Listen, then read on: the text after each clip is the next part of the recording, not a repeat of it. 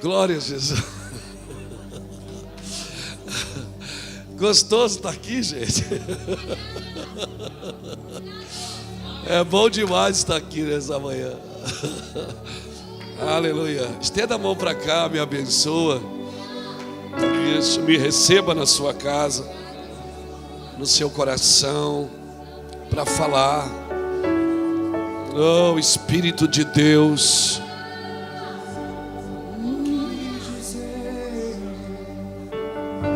O que fazer quando Ele vem?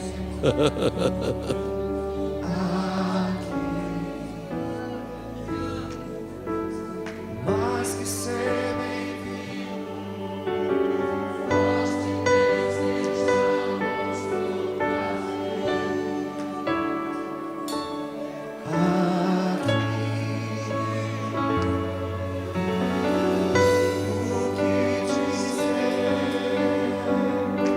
O que fazer quando Ele vem aqui? Mais que ser bem-vindo, nós te desejamos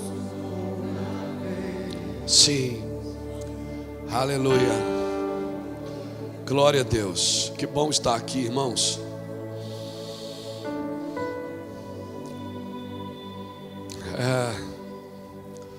Eu estou muito feliz porque parece que o Brasil está acordando para algumas coisas. Os jovens, principalmente, estão cansados de shows, de eventos. Está todo mundo querendo Bíblia, né? Você vai nas conferências, assim, eu tenho feito café de pastores lá em Itajaí. Que vai é jovem, senta no chão assim com um caderninho na mão, anotando e chorando. Se está todo mundo assim, perdão da palavra pejorativa, de saco cheio de coisas que não edificam, né? A minha Bíblia diz em Apocalipse 21:19 que os fundamentos da cidade do Senhor são de pedras preciosas.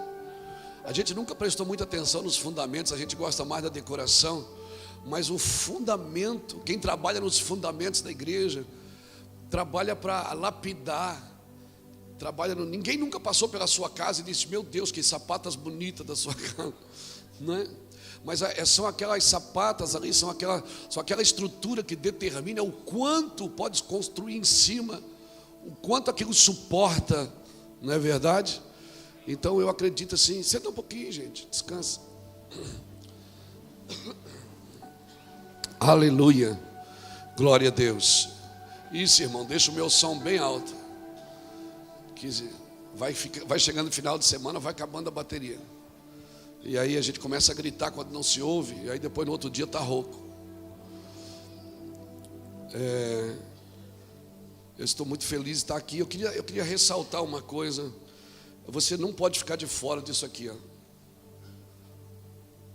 Família educa, escola ensina. Esse cara aqui, Guilherme Schelber, é meu amigo pessoal. Ele é um procurador da República, um cara que frequenta a minha casa. É um homem assim que Deus levantou, é um aferidor de medida. Ele é uma estaca dentro do governo. É um homem assim que luta pela educação do país, luta pelas famílias. Guilherme é maravilhoso. Aquele cara, sabe assim, que tem uma capacidade sobrenatural de falar de família, de governo. E de vez em quando assim, ele liga para a gente para pedir conselhos. Assim, é um cara que está rendido ao Senhor. E é um homem de Deus, viu? É um pastor, um servo de Deus. Então, irmãos, né? Poliana também. Poliana congrega aqui, não é, gente? E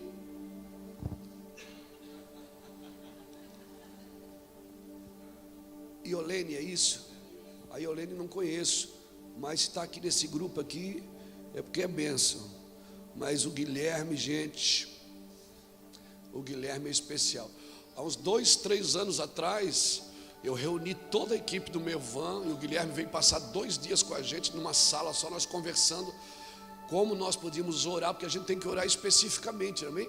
A gente tem que ser mais focado, mais sucinto, conciso, mais preciso. E eu vejo que o Senhor está regulando a mira da arma, sabe? O Senhor está regulando a mira.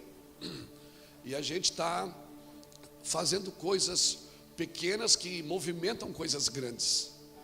A gente está sendo mais sucinto assim em algumas coisas, e eu estou muito feliz com isso, porque a impressão que dá é que não está acontecendo nada, mas tá, irmão. Daqui a pouco vocês vão ouvir o povo gritando: Saul matou milhares, mas Davi matou 10 milhares. Quando Saul se deu conta, não deu mais tempo de voltar. Quando Saul olhou e disse: meu Deus, Davi, não falta outra coisa a não ser ele governar. Então, assim, parece que não está acontecendo nada, parece que está todo mundo inerte, mas fica tranquilo, Deus trabalha assim mesmo. Deus ama o invisível, amém? Deus ama o incomum, Deus gosta de se movimentar assim. E eu estou com uma palavra no meu coração. Na realidade, eu não ia pregar isso agora de manhã, né? Na realidade, eu não queria nem pregar de manhã, eu queria ficar dormindo. Vamos ser sinceros, né? Mas, né, tem que pregar, né? Glória a Deus. Então, eu vou trazer uma palavra para os irmãos. Glória a Deus. Mas uma palavra que não foi a palavra que eu preparei para pregar aqui. Essa é uma palavra que eu estou preparando para pregar no café com pastores. Deus me dá uma mensagem por mês, assim, e eu vou diluindo ela o mês inteiro. Então, se você pegar meus esboços, está assim, ó, mês de agosto 2019, mês de julho 2019, mês de... eu falo, Deus vai escorrendo as escrituras mensalmente no meu coração, assim. Então, e a gente vai, às vezes muda, às vezes eu mudo o mês, mas não muda a palavra. Às vezes muda o mês, mas não muda a palavra. A palavra é a mesma, né? A palavra é a mesma, né? É pai e filho trabalhando junto por um propósito eterno. Abra sua Bíblia comigo em 1 Samuel capítulo 10. Glória a Jesus.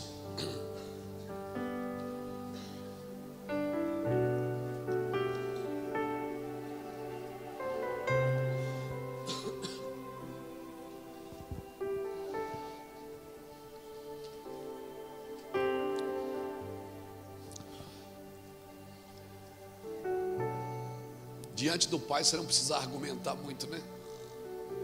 Enquanto você prepara argumento para falar com o Pai está preparando a festa para te receber. Deus não quer argumento não, Ele quer que você relaxe.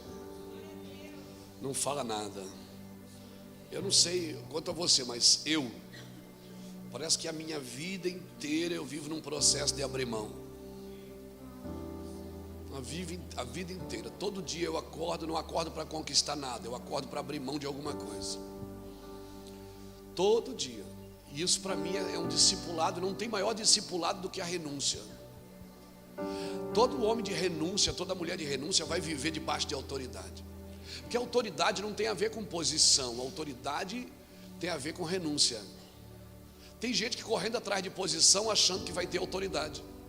Deus não dá autoridade para quem tem posição, é o contrário, Deus dá posição para quem tem autoridade. Por isso que ele tirou José da cadeia e botou ao lado de Faraó, porque Faraó tinha posição, mas quem tinha autoridade era José. Por isso que quem tinha posição na Babilônia era Nabucodonosor, mas quem tinha autoridade, e homens de autoridade, eles estão sempre descortinando o futuro. Homens de posição trabalham para o momento, mas homens de autoridade trabalham para o futuro. Meu Deus, que palavra é essa? Anota aí para mim. Homens de posição trabalham para o momento, mas homens de autoridade trabalham para o futuro. Pegou? Glória a Deus. Eu gosto disso. Porque Deus não dá autoridade para quem tem posição. Muita gente tem posição. Quando o Egito começou a viver o caos, quem é que se manifestou? Foi quem tinha posição ou quem tinha autoridade? Deus deu até o sonho para quem tinha posição, mas foi quem tinha autoridade que revelou o sonho, que trouxe à existência aquilo que não existe. Então veja bem, num tempo de caos, homens de autoridade, mulheres de autoridade é que vão fazer a diferença. Amém, querido? Quando o Egito começou a ter fome, José abriu todos os celeiros. Então, Todo evangelho que não ensina você a negar a si mesmo não pode ser de Cristo. Nós temos que aprender a negar a nós mesmos. Eu tenho andado no Brasil e tenho visto, Luiz, vem aqui porque nós queremos orar, eu queria que você trouxesse esse fogo aqui para a nossa igreja. Irmão, não adianta nós querer fogo na igreja se a gente não quer fogo na vida. Tem muita gente que quer fogo no seu ministério, mas não quer fogo na sua vida. Porque o fogo vai nos purificar, ele vai nos queimar. Ele vai mostrar as impurezas que habitam em nós. E eu gosto muito de uma frase daquele médico muito conhecido, que tem ajudado muita gente, Dr. Laí Ribeiro. Ele diz uma coisa assim: se você não achar tempo agora para cuidar da sua saúde, um dia você vai ter que ter tempo para cuidar da sua doença. Então, se você não tiver tempo para cuidar da sua saúde espiritual, de buscar a Deus, de viver com Deus e querer só funcionar, um dia você vai ter que parar tudo para voltar a fluir. Porque é para isso que Deus nos chama, amém? Então, é muito perigoso. Eu vou falar um pouquinho sobre Saul, eu estou só construindo uma base aqui para a gente. É muito perigoso a gente achar que tudo que acontece de errado na vida da gente é o diabo. Isso aqui é o diabo se levantou. Porque se a gente achar que tudo que é de errado que está na nossa vida é o diabo, a gente vai achar que a gente precisa de libertação e não de arrependimento. Nós precisamos de arrependimento, irmãos. Porque nem tudo que acontece de errado na nossa vida é o diabo, são as nossas decisões. As nossas decisões nos arremetem para coisas difíceis e também envolvem toda a nossa casa. Os meus filhos são afetados pelas minhas decisões.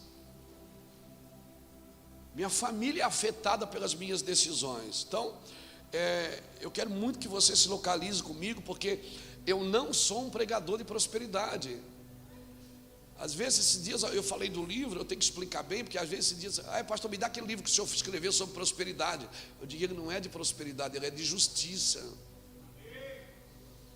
Porque se nós formos pregadores de justiça, a prosperidade vai fluir em nosso meio. Buscai primeiro o reino de Deus e a sua justiça, e todas as coisas lhe serão acrescentadas. A palavra justiça, ela vem da palavra tzedakah, que quer dizer dar ao outro o que lhe é direito. Então quem vive comigo tem um direito e eu tenho um dever para com ele. O meu dever é amá-lo, o direito dele é ser amado por mim. O problema é que todo mundo busca o seu direito, mas não executa o seu dever. Nós somos uma geração que está sempre procurando direito. Qualquer coisinha, processo. Qualquer coisinha, processo. Qualquer coisinha, eu quero meus direitos. A gente quer os direitos na igreja. A gente dá data para Deus. Deus, eu tenho 15 dias para fazer, porque é o meu direito, eu sou teu filho. E a gente busca, a gente pratica busca os direitos, mas não executa o dever. E evangelho não tem a ver comigo, tem a ver consigo. Por isso, se o evangelho tem a ver consigo, se eu trabalho para servir você, a diversidade não pode ser um problema para mim. Não é, Kiko? Se eu trabalho para servir você e você gosta de boné, eu não. A diversidade não pode ser um problema para mim. Você está me entendendo? Porque a diversidade, eu estou falando diversidade, não divergência. Diversidade não pode se transformar em divergência, ela tem que se transformar em convergência. Porque Deus gosta dos diferentes. Até porque a igreja é feita de pedra, ela não é feita de tijolos. A Bíblia diz, eu não me lembro o versículo, é Jeremias alguma coisa, 50, 40 e alguma coisa, não me lembro, vou achar depois. Diz que quando você ia adorar a Deus, o altar não poderia ser de tijolos. Por quê? Porque tijolo é tudo do mesmo naipe, é o mesmo padrão, altura, comprimento, largura. Pedra não, pedra é diferente. Pedra tem pedra lascada, pedra bicuda, pedra redonda. E quando chega uma pedra nova, para ela encaixar no corpo, você tem que se dobrar para ela poder entrar. Tijolos não, são todos iguais. E Deus não tem problema com a diversidade, irmão. Deus tem problema com a divergência por causa da diversidade. Então a gente posta uma coisa na internet. Ontem eu postei um evento que a gente teve em São Paulo. Foi assim, teve uma hora que a gente teve que parar, né, Reuel? Foi 10 minutos de glória, as pessoas pulando, dançando. Eu queria pregar e não dava. Pessoas se jogando no chão, dando cabeçada na parede. Eu disse, meu Deus, que lugar é esse, Jesus? Eu queria pregar e não dava. Uma hora eu parei, disse, Reuel, continua, deixa esse povo se alegrar um pouco, eles precisam botar para fora. E aí eu postei isso, alguém disse, só gritaria. Isso aí acontece nos baile funk também. Dá vontade de escrever embaixo, Satanás, sai diabo. Não, mas a gente não faz, porque eu sei que essas pessoas que criticam também estão feridas. Elas também estão feridas, elas não conseguem ver Deus em nada. Elas só conseguem ver Deus no seu quadrado. A partir dela, ela está sempre subjugando o que os outros fazem. Porque para os outros, não. Meu irmão, o meu pai era líder de jovem da igreja e levou uma surra do meu avô com 20 anos de idade porque estava jogando bola. O meu filho vai ser jogador de futebol. E se o meu avô tivesse vivo, eu tinha certeza que ele ia no estádio torcer. Por quê? Porque há um tempo e um modo para todas as coisas debaixo do céu. Quando muda o tempo, tem que mudar o modo. Mudou a estação, você muda de roupa. O problema é que você está de 40 graus e está usando casaco de pele. Aí você diz, eu não sei o que está acontecendo. Eu sei. Você não está vendo as estações. 85% da população passa pelo menos 4 horas por dia na internet. Então o nosso campo de ação hoje qual é? O meu avô ia para a praça, dar folheto, eu vou para a internet botar vídeo. Ganhar os adolescentes, ganhar as crianças. Mas daí tem gente, irmão, que senta na frente do computador assim, põe a sua bunda na cadeira, aí vem assim um negócio das trevas, assim, toma ele, e ele vai, eles vão ver quem eu vou perseguir hoje. Verdade, são gente machucada, gente ferida, gente que precisa ser ajudada. Então, por favor, não chame mais os críticos de reformado. É que sou crente reformado. Não, você é um idiota. Você não é reformado. Você é um idiota. Você não sabe o que Lutero fez. Não chame as pessoas porque estão dançando alegres de carnais, porque o Espírito descerá sobre toda a carne. Não chame os acusadores de profetas, que só estão acusando, apontando o dedo. Profeta não era para apontar o dedo, era para apontar o caminho. Não chame os negociantes de ministros. Mude o seu vocabulário se você quer um avivamento. Pessoas reformadas, irmãos, estão trabalhando para a edificação da igreja. Não estão sentadas na frente de um computador, atacando todo mundo.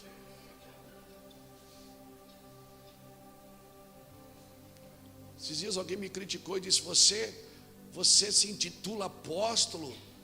Não existe apóstolo. Eu digo, e você é reverendo.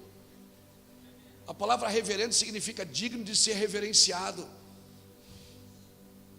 Seu cabeção. Tem gente que pensa que a gente é burro, irmão, que a gente não lê Bíblia, não estuda. Por que eu estou falando isso? Porque está gravando e vai para a internet. Glória a Deus. É verdade. Está na hora da gente entrar num quarto e buscar Deus, irmão, buscar a revelação. Tem pessoas estudando a Deus, mas não conhecem o coração dele. Você é o que, Luiz? Você é batista, você é assembleiano, você é presbiteriano, você é metodista, você é puritano, você... Irmão, eu sou filho de Deus. Eu não estou defendendo uma placa e uma ideia. Eu sou realmente do corpo de Cristo. Eu tenho amigos em todos os segmentos. Eu tenho amigos que eu sento para a gente discutir, a gente briga para caramba. Eu não concordo, eu também não. E no final nós estamos comendo picanha junto e estamos dando risada. E por falar em picanha, hoje é um bom dia. Eu só estou dando uma ideia para os irmãos. Assim, hoje é um bom dia, me deu uma saudade do sul hoje de manhã. Mas vamos para frente, vamos falar da Bíblia, né, irmãos? Vamos lá, isso é só para você. 1 Samuel capítulo 10.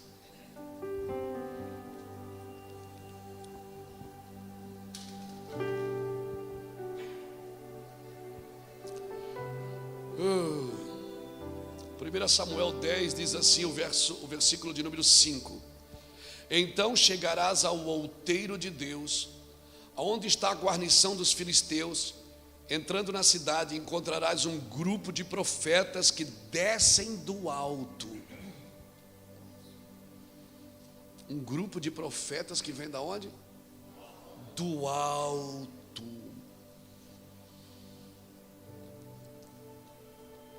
Precedidos de saltérios, tambores, flautas e harpas. Eles vêm chapando.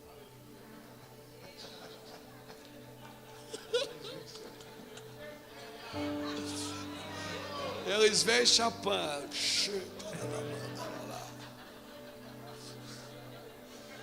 Tá na Bíblia, eu estou lendo. Tu acha que eles vinham ser tocando e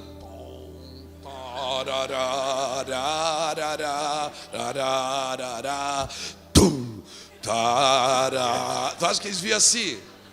O cara, quando está cheio de Deus, ele faz o quê? Tu acha que eles vinham tocando o hino fúnebre?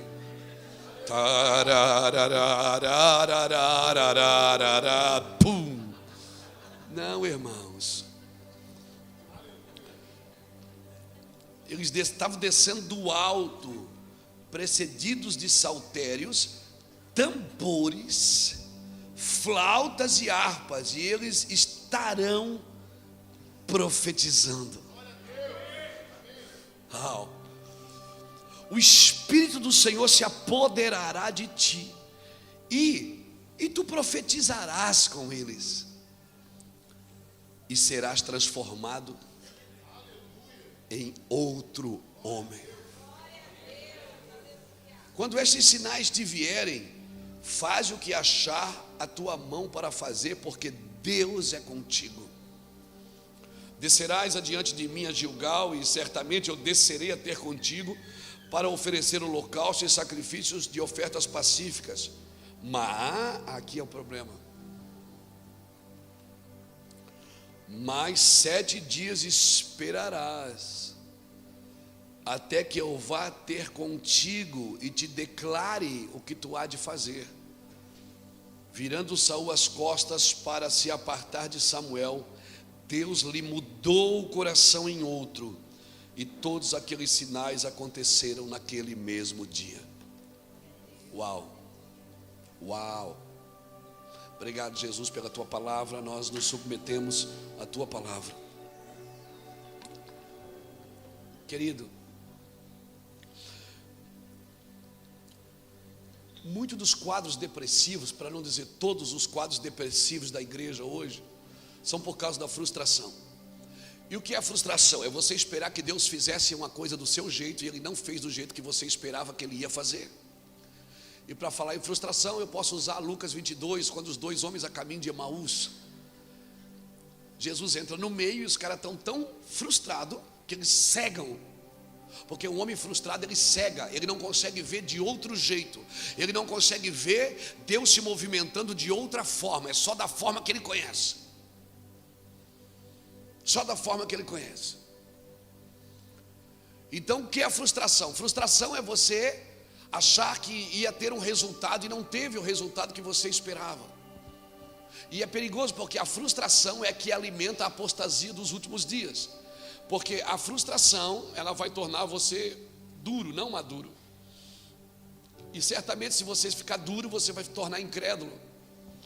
E você não vai acreditar em tudo que você vê. Claro, não deve mesmo. Você deve medir os espíritos. Mas é terrível, irmão. É terrível uma pessoa incrédula. Ela só acredita no seu quadrante, só no seu ambiente. Ela não consegue se mover de outra forma. E quando ela vê uma coisa que foge do padrão que ela está acostumada, ela diz: isso não é de Deus. Isso é muito perigoso, porque além de estar frustrado com você, você começa a julgar quem está ao redor. E você vai criando um ambiente de incredulidade, não mais um ambiente de crença. Então aqueles 2 homens a caminho de Emaús, Jesus entra no meio, fala com eles, eles não acordam. Jesus diz: gente, o que aconteceu? Eles olham para Jesus e dizem: onde é que você estava? Que nem você sabe o que aconteceu em Jerusalém. Eu estava na cruz, seus cabeção. A pior coisa que tem é você não saber quando Jesus está, onde Jesus está. E Jesus começa a dizer: o que é que houve? Eles disseram: a gente achava que era ele que iria libertar Israel dos romanos. E Jesus abre as escrituras no seu coração e diz assim: nécios de coração, vocês não leram nas escrituras que convém que o Filho do Homem padecesse e no terceiro dia ressuscitasse? Mesmo assim eles não acordam. Então chega numa estalagem, quando eles vão partir o pão, Jesus parte o pão, abre os olhos dos dois. Então é no partir do pão que está abrindo os olhos. Quando nós estamos sentando com pessoas diferentes, incrédulas, com pessoas que não acreditam na movimentação que está acontecendo no Brasil, que isso não tem a ver com os pentecostais, com os tradicionais, com os neopentecostais, com os tradicionais ou com os integrais. Isso tem a ver com o que Deus quer fazer. Então você pode ser o que você quiser, se você não acreditar no que Deus está fazendo, ou você participa ou não. Participa, lembra da palavra de ontem? É impossível que isso aconteça, pois Deus disse: pois tu verás com os teus olhos, mas tu não comerás. E foi o que aconteceu com aquele guarda. Ele viu, mas não comeu. Ele foi atropelado pelas pessoas de fé. Ele foi atropelado na entrada da cidade pelos homens que tinham fé para ir buscar o pão. Então deixa eu te falar uma coisa. O Senhor tem uma palavra para nós: os meus caminhos não são como os teus caminhos, né? Então é melhor sempre a gente estar esperando a promessa do que a gente viver a realidade dos fatos. A gente está sempre jogando Jesus ou para trás ou para frente, mas a gente não vive a real. Quando Jesus chega em Betânia, Marta, Jesus diz: Marta, teu irmão vai ressuscitar. Primeiro ela diz assim: Senhor, se tu estivesses aqui, ele não teria morrido. Ela joga Jesus no passado, ela está dizendo: você chegou tarde. Aí Jesus diz: Marta, teu irmão vai ressuscitar. Daí ela joga Jesus no futuro. Ela diz: eu sei, no último dia. Ele diz: não, sua doida, sua cabeçona, eu estou aqui agora, eu sou a ressurreição da vida. Nós temos dificuldade de ver Jesus no ambiente, no momento. Nós tratamos Jesus na terceira pessoa. Nós vamos na igreja para receber uma bênção, porque nós não acreditamos que Jesus pode conviver comigo dentro do carro, dentro do trabalho, porque lá fora eu sou secular, né? Essa secularização grega, né, criou dois homens: um homem que vai na igreja, que é espiritual, e um homem que é secular, que trabalha. Hoje lá em casa são 3 pastores, mas se você perguntasse alguns anos atrás para minha mãe, ela ia dizer: quantos filhos você tem, Rose? Ela ia dizer: eu tenho 3 filhos, 2 trabalham e 1 é pastor. Que é verdade, ela falava. Mas ela falava porque era a forma que ela entendia, né? Porque afinal de contas a gente não faz nada mesmo, né? Glória a Deus. Então a gente secularizou, a nossa mentalidade é secular. A gente pergunta: o que é que você faz na vida secular? Não existe vida secular, existe na sua cabeça. Você é um ser de Deus em qualquer ambiente, para transformar qualquer ambiente. Você é um empresário de Deus, você é um médico de Deus, você é um político de Deus, você em qualquer ambiente. É você que quer criar um ser secular, que você não precisa prestar conta com Deus no que você faz na sua vida secular. Então você só presta conta com Deus no dia do culto, porque você tem um dia para cultuar. Você não cultua todo dia, a sua vida não é um altar. Quando a sua vida é um altar, o fogo arde continuamente sobre o altar e nunca se apagará. Não precisa esperar o domingo para sentir a glória de Deus. Você sente no banheiro, no chuveiro, você sente em qualquer ambiente. Aleluia. Eu tenho o costume de, quando tomo banho, eu sempre levo o meu som para o banheiro. Eu levo meu som e boto uma música e fico lá me lavando e chapando. De vez em quando a Iraci chega, eu estou com o joelho dobrado debaixo do chuveiro chorando. Eu já recebi grandes mensagens debaixo do chuveiro. Aleluia. Depois eu me estrepo um pouquinho para pagar a conta de energia, mas isso é um outro detalhe. Agora é tudo no gás. Glória a Deus. Então, irmãos, a gente não tem uma vida secular. Amém? Vamos perder essa secularização gospel que a gente criou. A gente é um ser de Deus em qualquer ambiente, porque nós criamos um lugar para buscar a Deus. Por que aquele homem estava caído no chão, o sacerdote passou de largo e o levita passou de largo? Porque na concepção, na cabeça de um sacerdote, de um levita da época, o que acontece fora do templo não é problema meu. Mas por que o samaritano parou e ajudou? Porque o samaritano não adorava no templo. Ele ia no monte. Ele não estava preso a um ambiente. Ele adorava em qualquer ambiente. Então qualquer pessoa caída em qualquer lugar era um problema dele, sim. Então nós precisamos ter essa cabeça, senão nós não vamos entrar num lugar em Deus. Jesus teve que partir o pão para os homens acordarem. E por que eles acordaram? Porque certamente eles já haviam comido com Cristo. Porque só reconhece como ele parte o pão quem já comeu com ele. E às vezes não, você quer mais uma palavra, mais uma oração, você quer mais uma mão na cabeça, você quer mais algum paliativo que me desperte. E você não vive o dia a dia com Jesus, você não conversa com Ele, você conversa com todo mundo, menos com Deus. Você chega a pedir para alguém, fala com Deus para me abençoar. E você mesmo não fala isso para Ele. Você está com Deus o dia inteiro e você pede para alguém, querido, ora por mim para Deus me dar vitória. Meu Deus, Ele está aqui do lado pensando assim, puxa, estou aqui, você não está me vendo. Porque você está frustrado, porque você acha que eu vou trabalhar do jeito que você quer e não do jeito que eu sou. Um dia Deus me disse assim, Luiz, eu não quero que você vá para o púlpito falar das coisas que eu faço, porque isso a terra já faz. Os céus proclamam a minha glória, o firmamento anuncia as obras das minhas mãos. Luiz, você não tem que falar o que eu faço, você tem que falar de quem eu sou. As pessoas precisam saber quem eu sou, então elas vão entender o que eu faço. Daniel 11:32 diz isso: um povo que conhece a Deus se tornará forte e fará proezas. Jeremias 9:23-24 também diz isso. Diz, não se glorie sábio na sua sabedoria, nem rico na sua riqueza, nem forte na sua força, mas o que gloriar-se, glorie-se nisto, em me conhecer e saber que eu sou Deus e que faço. Primeiro tem que saber quem Ele é, para depois saber o que Ele faz. Se eu buscar só o que Ele faz, eu nunca vou conhecer quem Ele é. E saber o que Ele faz não transforma o meu caráter.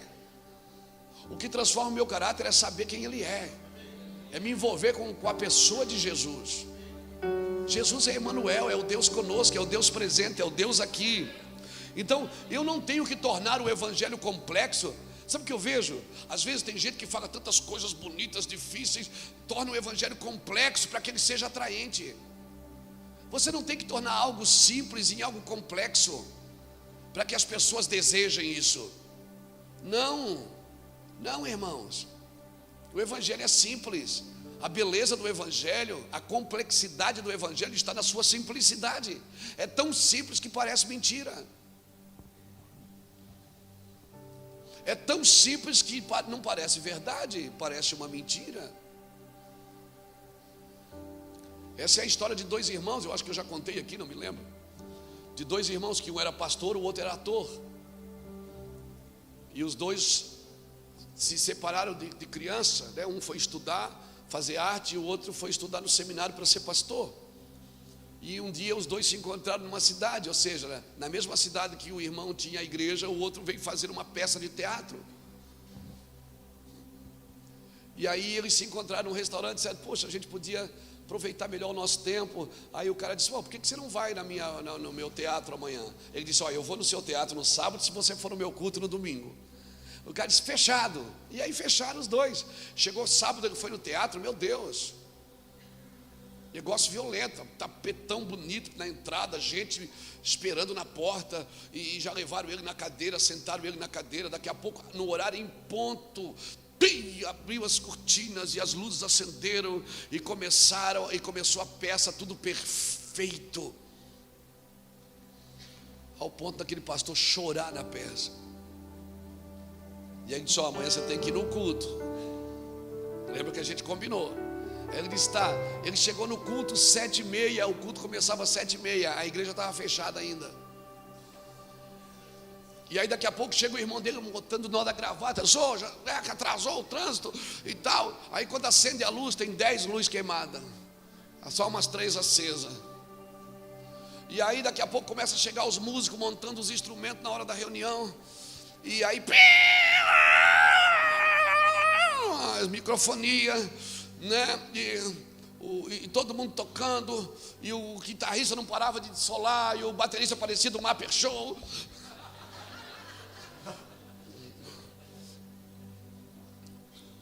E aí ele pregou e tal. E o cara foi no banheiro, não tinha papel higiênico. E foi uma luta. Aí acabou aquela desgraça. E aí os dois conversaram no final.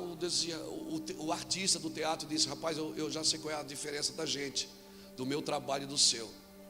Eu disse: qual? Ele disse: é porque eu trabalho com uma mentira e você com uma verdade. Eu trabalho com uma mentira, mas eu trabalho tão bem feito que fica parecendo uma verdade. E você tem uma verdade, e vocês trabalham tão mal que parece uma mentira. Vocês têm uma verdade eterna, mas o funcionamento de vocês é tão ruim que fica parecendo uma mentira.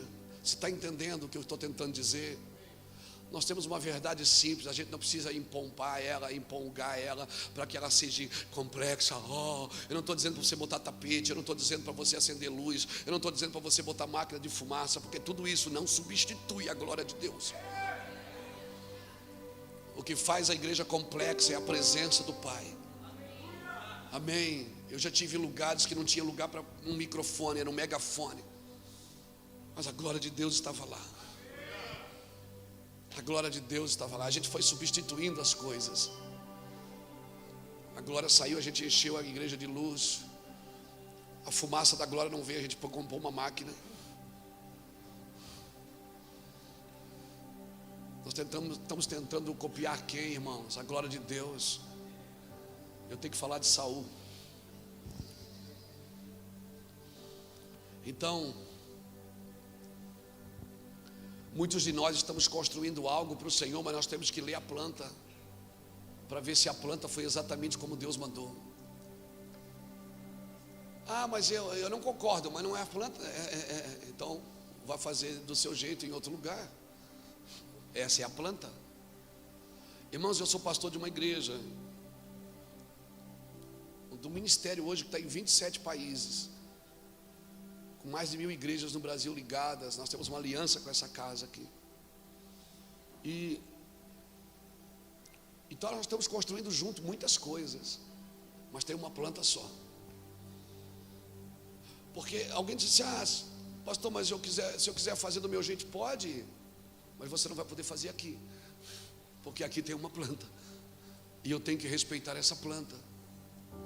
Então eu prefiro perder um amigo do que perder a planta. Porque a obra de Deus não é feita por afetos, ela é feita por propósitos. Teve uma hora que Abraão teve que chamar Ló e dizer: Ló, cara, tá difícil, a gente não está mais comungando.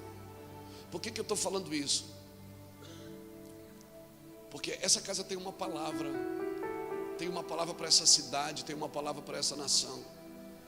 Eu tenho falado para o Cristiano, quando ele diz assim, que cada vez que eu estou perto parece que ele perde alguma coisa, é porque realmente eu acredito nesse seminário. Irmãos, a nossa vida é uma vida de renúncias para que a gente possa alcançar a Cristo. Então eu tenho por valor todas as perdas para que eu possa alcançar a Cristo. Se você olhar para a vida de Abraão, Abraão foi perdendo. Deus mandou ele sair da família, sair da casa do pai.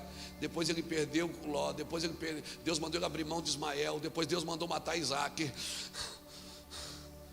Chegou uma hora que Deus disse: Abraão, é nós. Você entendeu. Por isso você é o pai da fé.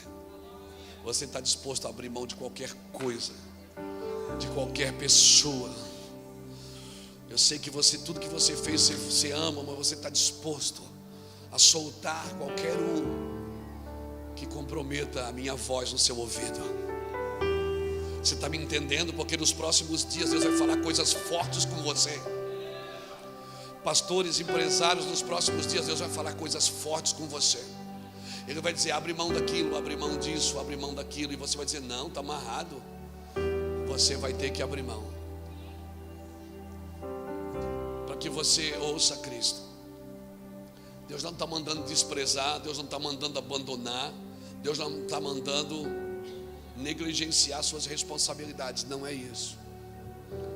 Mas vai ter coisas que você vai ter que soltar no seu espírito. Amém, querido? Se você ler o capítulo 10 de 1 Samuel, você vai ver que Saul já havia sido ungido rei, mas ele não podia ser um rei sem um ambiente profético. Tem muita gente que tem posições na obra de Deus, mas ela não tem um ambiente profético. Irmão, a igreja é profética. Você está me entendendo? Saul já tinha sido ungido rei, mas Samuel falou para ele: você vai encontrar alguns profetas que estão descendo do monte com saltérios, com harpas. Ele deu outros sinais, mas esse sinal para mim é o mais importante de todos, porque foi esse sinal que o Senhor disse: quando você estiver profetizando com eles, você será transformado num outro homem. Ou seja, você já pode ter o título, você já pode receber o reconhecimento das pessoas, você já pode estar numa posição privilegiada. Saul já tinha sido ungido rei, Samuel já tinha ungido a cabeça dele. Só que o Senhor estava dizendo para ele: se você não respeitar o momento profético, você vai ser um rei para o momento. E foi exatamente o que aconteceu. Saul reinou por 40 anos em Israel, diz Atos capítulo 7, mas com a presença de Deus só 7 dias. Ele reinou 39 anos, 358 dias sem Deus. Ele precisava do ambiente profético. Não adianta, você pode ser um estudioso das Escrituras, se você não entrar, não receber no seu espírito um ambiente profético, você vai trabalhar para o culto de domingo, você não vai trabalhar para a volta de Jesus. Quando Noé começou a construir a arca, não estava chovendo. Noé não construía a arca porque chovia, ele construía porque ele recebeu uma palavra. Ele estava construindo algo por aquilo que viria. Agora tem uma coisa: quando você está construindo algo por uma palavra, a impressão que você tem é que você é doido. Você tem essa impressão. Eu já tive, eu disse: Deus, eu estou errado, fala. Ele disse: não, continue. Continue. Quando você constrói, quando você trabalha por algo profético, você trabalha e não faz sentido. As pessoas começam a dizer: que velho doido, que isso, que é isso que ele está fazendo?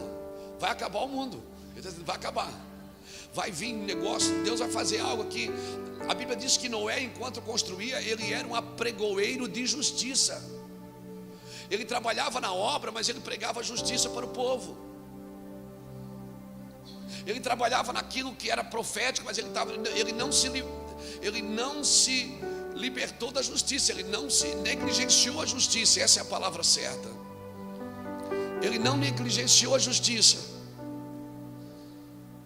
Por quê? Porque ele era um apregoeiro de justiça. Ele não era só um engenheiro naval.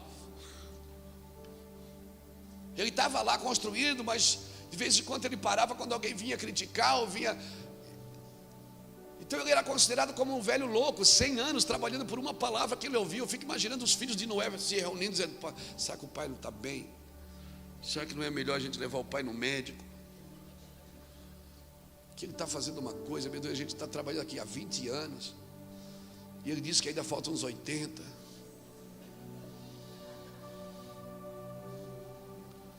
Perseverar, querido, é você continuar crendo naquilo que você ouviu. Não é continuar fazendo, é continuar crendo.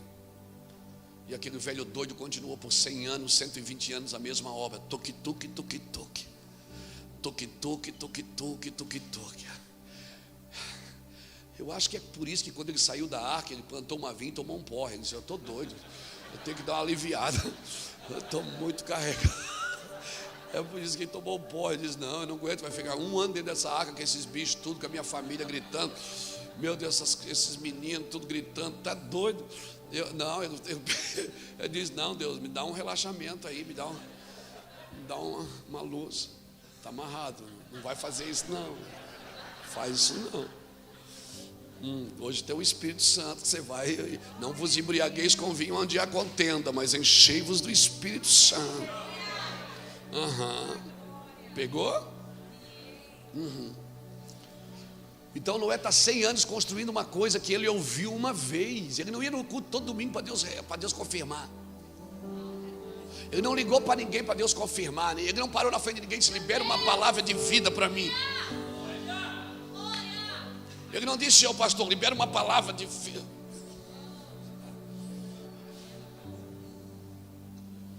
Ele ouviu uma vez. Deus disse: ó, vou te dar o desenho, trabalha assim. E as ferramentas? Não tem, se vira aí com o que você tem. Tá, o que é que eu faço? Derruba a árvore, vai para cima. Tá, mas você não vai me dar nenhum serrote, nem não. Constrói aí, Deus vai te dar vitória. Vai fazer a obra. Ele fez sem a ferramenta adequada. Ele nunca viu um navio. E nunca tinha chovido na terra. Quando você recebe uma palavra para fazer algo que ninguém nunca fez, para dar vista, para dar visibilidade a uma coisa que ninguém nunca viu, e você tem que convencer a sua família para estar junto. Imagina os meninos de Noé todo dia acordados: meu pai, vamos pai, vamos trabalhar. E quer saber de uma coisa? 4 casais entraram na arca, e nos 100 anos que eles construíram a arca, não nasceu nenhuma criança ali dentro. Não nasceu nenhuma criança nos 100 anos. Naquela casa não nasceu bebês.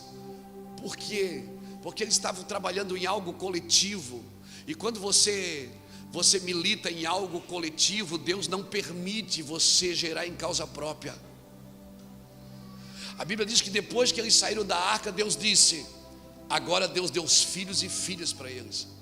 Porque agora cada um ia cuidar da sua vida. Mas quando você está em algo coletivo, você não tem que cuidar só do seu ministério, só da sua igreja, só do seu gueto. Não tem. Eu tenho uma igreja, eu pastorei uma igreja com 3.500 membros. Tem domingo que eu estou na Europa, dentro de um apartamento com 15 pessoas. E pasmem, eu comprei a minha passagem para ir lá. E a igreja tem 3.500 membros no domingo. Todo mundo me leva para jantar depois. Todo mundo quer me dar uma oferta. Todo mundo quer me dar uma camisa da Dudalina. Já me deram carro, casa. E Deus diz: deixa tudo aí. E vai. Uma igreja apostólica, ela não trabalha para encher cadeiras, irmãos. E eu fico com a palavra do apóstolo Cristiano. Quem sabe tem um Billy Graham aqui hoje. Quem sabe tem algum jovem, alguma jovem aqui que vai fazer. Quem sabe tem uma Harry Baker aqui hoje, que vai para a África alimentar crianças. 15 mil crianças por dia. Quem sabe tem uma Aimee Mike Persson aqui hoje. Quem sabe tem um Jonathan Eduardo. Porque uma palavra que pode mudar a sua vida para sempre. Uma palavra mudou a minha vida para sempre. Quando um pastor estendeu o dedo e ninguém quis pegar, eu fiquei de pé e disse: é minha essa palavra. Peguei ela e levei para um quarto e deixei que ela me gerasse. Sim, eu vou te falar, quando você receber uma palavra, você vai precisar de um ambiente profético. Noé era doido, sim, até o dia que choveu. No dia que choveu, todo mundo começou a dizer: o que é isso? Meu Deus, o que é isso? Aquele velho estava certo. Todo mundo correu para a arca, mas não deu mais tempo, porque Deus fechou a porta por dentro. Você está me entendendo? Como é que é? Eu ia chamar Tatuapé, não é Tatuapé, Taubaté, irmão. Você está me entendendo, Taubaté? O que Deus está falando? Pegue as palavras que ecoam na eternidade. Numa reunião profética, as palavras são liberadas. Pega, é minha. Essa aqui é minha. Isso aqui é minha. Deixa as pessoas, deixa os internautas te chamar de louco agora, te chamar de doido, de carnal, de desequilibrado. Deixa os infernautas falar o que quiserem. Você está ouvindo, está fazendo, está trabalhando de acordo com a palavra que você ouviu. Sim, recebe essa palavra e diga: essa palavra é minha. Enche-me até Transbordar.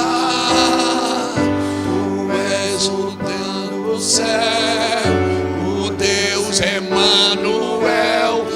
Enche-me, enche-me até transbordar.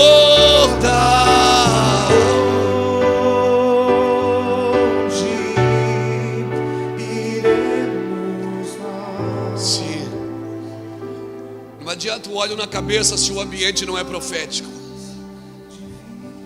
Não adianta alguém pôr a mão na sua cabeça e reconhecer você como um ministro se você não entrar num ambiente profético.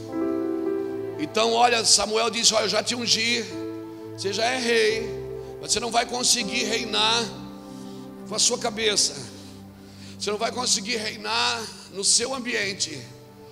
Olha, você vai andar ali na guarnição dos filisteus, vai ter um monte, vai estar descendo uns profetas, um grupo de profetas com tambor, saltéria.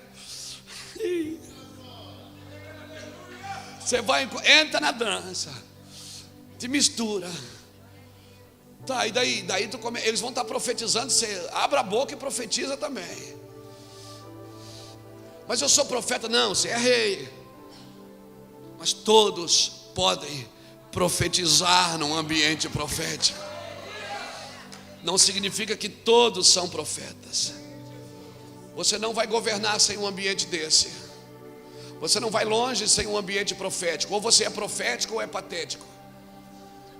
Ou você trabalha por aquilo que está por vir, ou trabalha para encher cadeira no domingo. Ou você trabalha por aquilo que Jesus disse: eu voltarei. Eu voltarei. Eu estou esperando Jesus? Não, eu estou trabalhando para que Ele volte. Eu não estou sentado na cadeira esperando Ele voltar. Eu estou trabalhando para que Ele volte. Eu estou declarando sobre a terra que aguarda a manifestação dos filhos de Deus. Eu estou orando e profetizando para uma terra que a sua ardente expectativa é que os filhos de Deus se manifestem. Uma terra que não espera os evangélicos. Por isso não adianta abrir igreja numa cidade, até porque a igreja você não abre, ela nasce. Que você abre açougue, quitanda, mercado. Deus não colocou você numa cidade simplesmente para encher as suas cadeiras. Deus não tem problema. Deus não trabalha para exaltar homens. Deus não trabalha, Ele trabalha para exaltar a verdade. Ele não trabalha por outro motivo. Deus não tem compromisso com denominações. Deus tem compromisso com o seu corpo. Porque é muito possível uma denominação não estar executando a obra do corpo de Cristo. E quando você tiver que perder membro da sua igreja para que eles entrem na missão de Deus, e aí?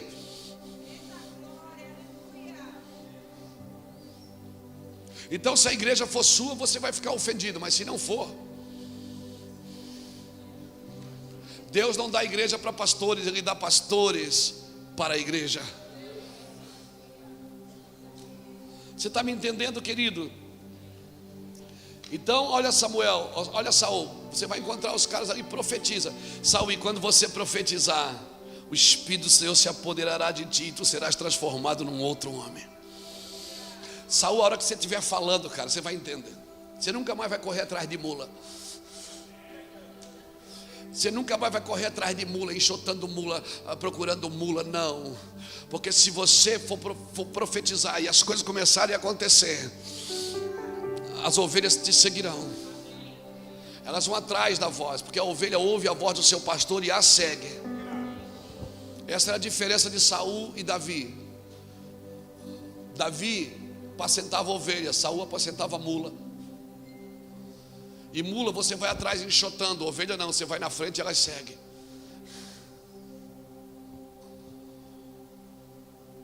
Então, se você não entrar num ambiente profético, Saul, não adianta você ser rei, não adianta você ter, não adianta. Mas se você profetizar, o Espírito do Senhor virá sobre ti, você será transformado. E quando você for transformado, aí você pode fazer o que vier na sua mão para fazer. Não é o que você quer, é o que vier na sua mão para fazer. Quem subirá ao monte do Senhor? Quem subirá ao monte do Senhor? Quem permanecerá no seu santo lugar? Quem é limpo de mão e puro de coração. Quem é limpo de mão até sobe, mas quem é puro de coração permanece.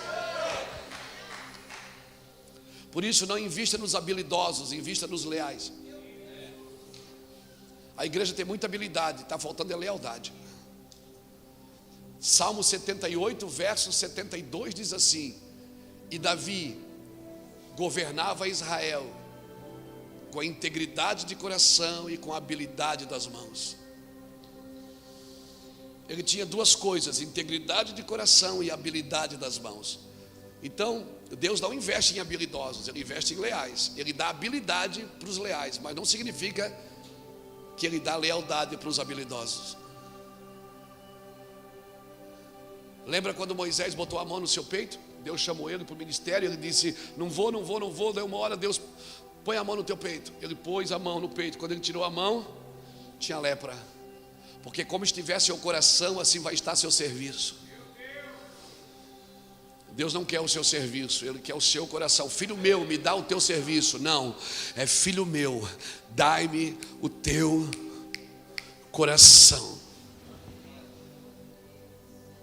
Então põe a mão no coração de novo e aí ela fica pura.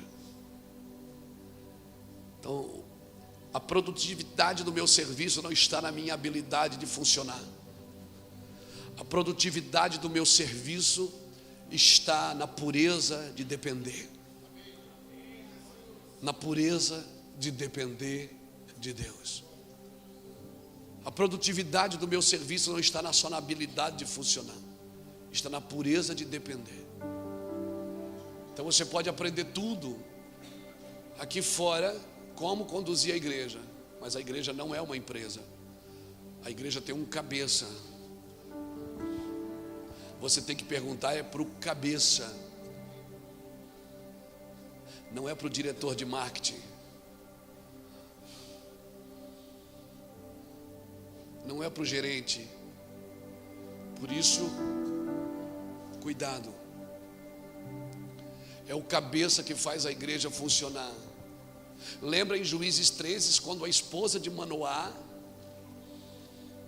o anjo chegou para ela e disse: tu vais ter um filho. Ela era estéril, ela não podia ter filho, ela já estava envelhecendo. O anjo disse: você vai ter um filho. Ela correu para Manoá, seu marido, e disse: marido, um homem apareceu para mim ali e disse que eu vou ter um filho. Manoá disse: se for de Deus, ele vai aparecer de novo. E se ele aparecer, você me chama. Ele apareceu de novo, ela disse: espera aí. Foi lá, chamou Manoá. Manoá chegou para o homem e disse: é verdade que você falou com a minha mulher que a gente vai ter um filho? Deus vai dar um filho para a gente? É verdade? É, Deus vai dar um filho. E esse homem, ele vai libertar Israel dos filisteus. É verdade isso mesmo? É verdade. Aí Manoá solta a pérola. Ele diz assim: aí quando o menino nascer, como a gente cuida do menino? Porque se é o céu que está me dando, é o céu que vai me ensinar. Eu não quero cuidar de uma coisa do céu com a habilidade da terra. As coisas do céu você cuida com a pureza do céu. Se prepare, afia suas espadas. Vai ser o azeite. Não adianta apresentar lâmpada, Deus quer ver o azeite. Não é a lâmpada que te põe para dentro, é o azeite. E o azeite você não extrai de pessoas. Por isso que quando aquelas nécias viram que não tinha azeite, pediram para as outras: dá-nos do teu azeite. Ela disse: não, esse azeite você vai comprar. Você está acostumado a comprar.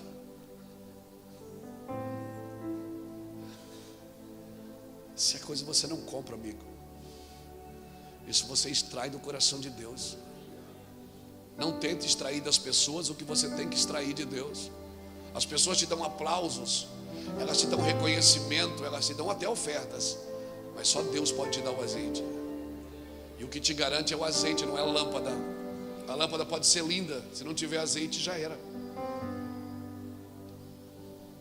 Então Manoá perguntou: como que a gente cria o menino?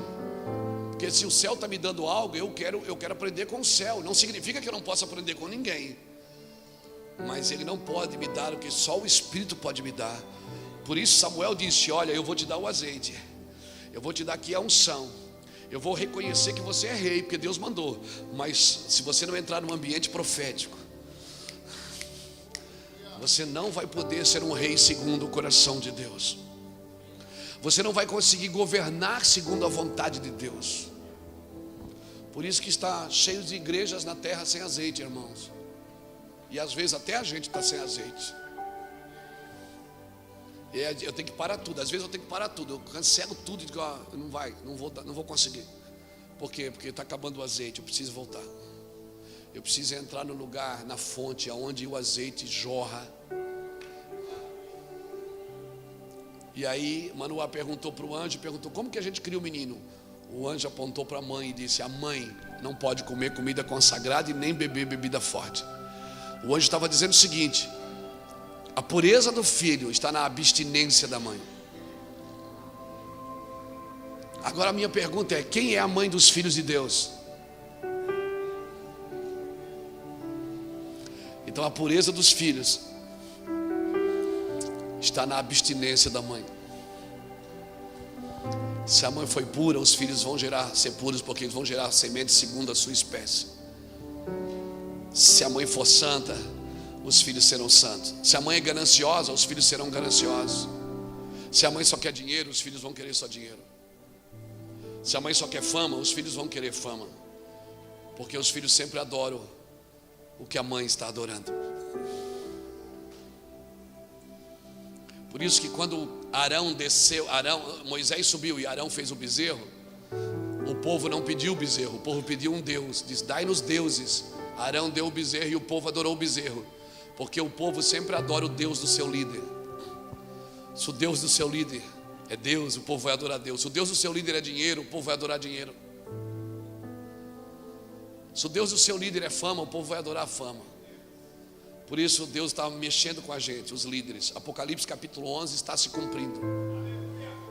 E saiu um homem com um cordel de medir, e mediu o templo, e mediu o altar, e mediu aqueles que ministram sobre o altar. Não pense que Deus está mudando o Brasil sem primeiro tornar a igreja gloriosa. Primeiro Ele vai tornar a igreja gloriosa. O que Bolsonaro está tentando fazer no Brasil é o que nós estamos tentando fazer na igreja. Até penteei o cabelo igual.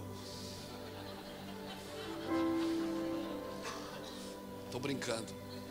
Porque Deus não governa pelo Palácio do Planalto. Deus governa pela igreja.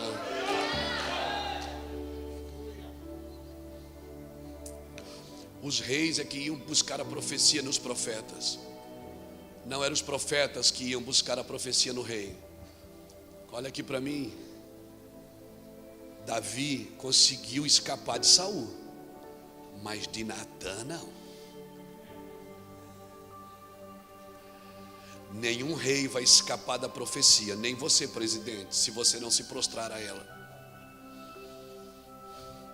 Eu amo você, oro por você, abençoo a sua vida e reconheço o seu trabalho.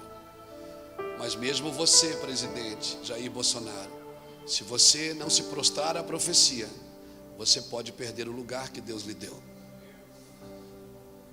Porque ninguém pode escapar da profecia. Passa o céu e passa a terra, mas a palavra não vai passar.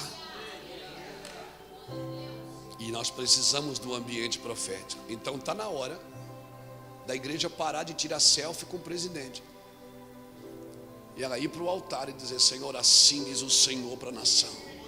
Começar a profetizar para que os homens sejam transformados com um novo coração. Uma terra de adoradores, ela tem homens segundo o coração de Deus, mulheres segundo o coração. Eu sou rei, eu sou presidente, eu sou governante, eu sou o prefeito, eu sou o vereador.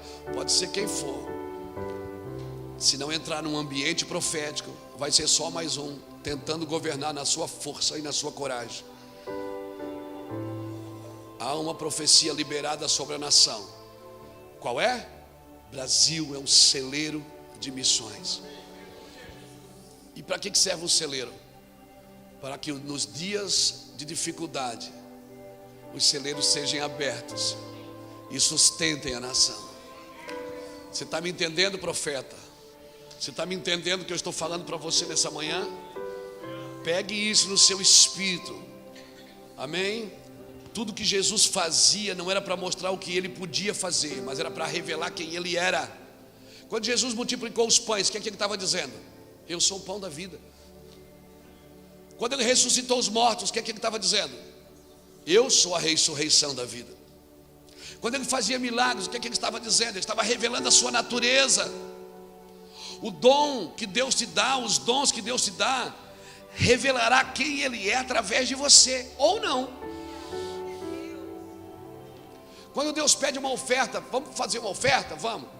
O que Deus quer revelar em você? Ele quer o seu dinheiro ou quer revelar em você um homem doador, um homem generoso?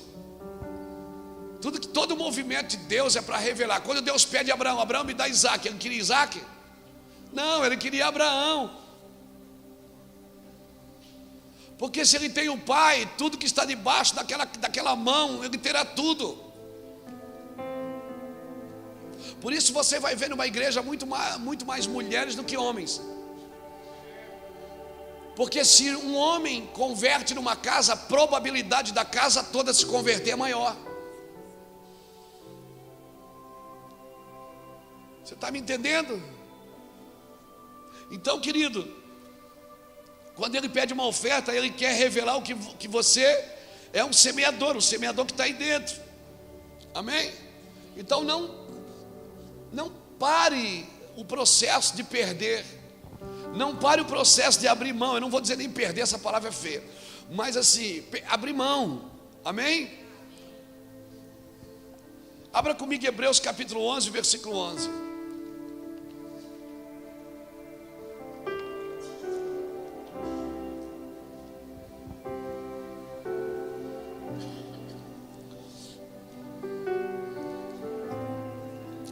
Hebreus capítulo 11, versículo 11.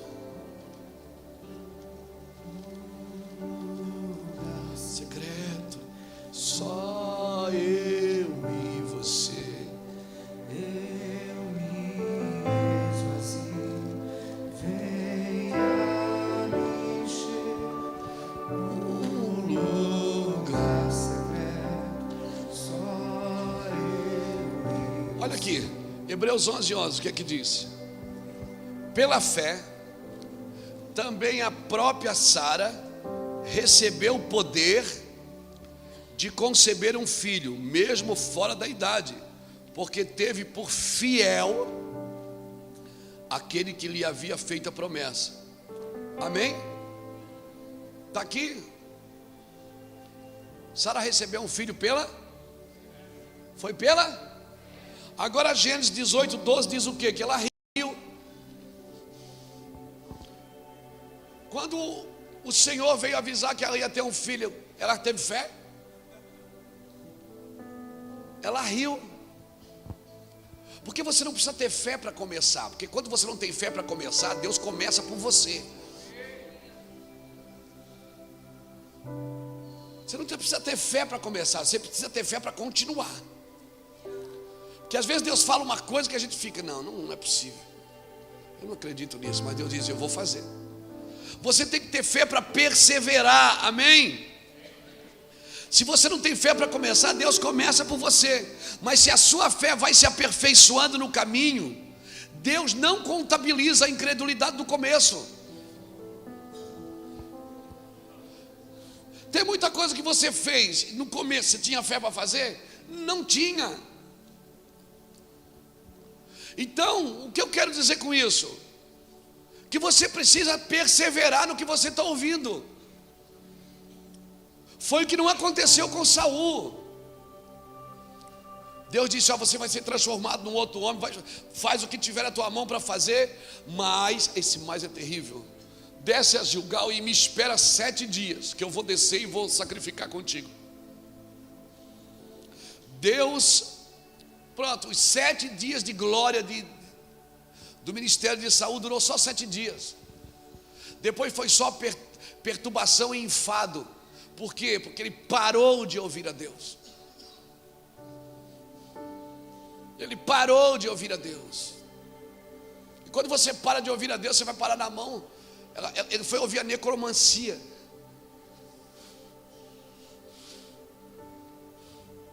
Que falava de profeta, que falava de tudo, mas o ministério dele só durou 7 dias, irmão. Porque Deus disse, tudo isso você vai receber a unção, mas se você não obedecer, a unção também não serve para nada. Se você obedecer, o título não serve para nada. Se você não obedecer, a posição não serve para nada. você me obedeça. Desça lá 7 dias e espera, porque certamente eu vou descer e estar contigo. E a Bíblia diz que todos aqueles sinais se cumpriram naquele mesmo dia.